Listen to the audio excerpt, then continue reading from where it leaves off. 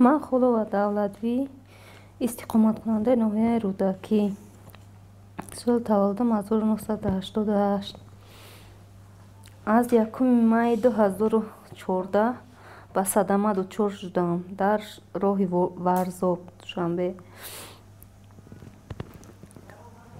در حال من را به بیمارخانه قریه بالا بردند. در آنجا به من معلوم شد که ستون هم شکسته است. از همون سبب دست پاچم کار نمیکنه. کم ترک خیمی جنبه تمام. در اونجا 28 روز مرا خواب کردن، جواب دادن. گفتن دستی ما همه قمیه گیپس کردن گردن من. گفتم ما دیگه نمیتونیم برش یکون بلنیسوی خارجه برش یک دستیه برش ممکن که دوجا اول خدا و آخر خدا توبت شود. برای رفتن ما مبلغ نداشتیم. شفیرم به گردن نگیرید مرا بردن. من 11 ماه میشود که در بستر بیماریم. تمام بدنم یارش شده است. از پرزیدنت کشور، از تمام دارندگان جمهوری تاجیکستان خواهش دارم که کمک خود را به من دریغ ندارد. اینم خیلی سوزان میزنه دریغ نمیام. این دیگریش همه قمی شود.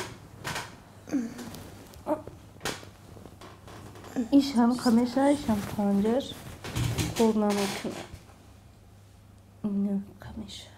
طول 11 ماه شد که می در بستر بیماری خیلی 10 روز در بلنیسته و اینا که 20 چند روز شده در خونه ایم که در خونه و در بلنیسته و نمیتررش.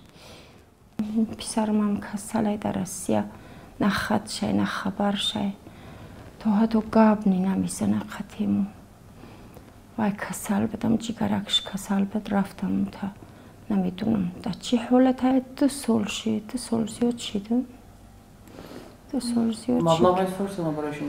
نه تماما خدم 11 ماه شده پیشیم یک اونجا کار برنه یک سومه یک اونجا درآمد نیست هیچی نمیتموندیم کم بغلیم کم بیزاعتیم از سبب خوروی 11 ماه شده جگاه خوبه این 5 ماه خیلی حرکت کم یاره نشید ای 5 ماه گذشتگی دیگه یاره شید همه یارو کلون شدن قدری شدن حوزی هم وایوش سرخ شده رفته ایستن سرخ شدن هم تا شکف شدن رفتن 4 جوش ای همه خلق همی تاجیکستان همی مسلمان های دنیا طلب دارم که دخترچه من یاردم کنن که بخیزم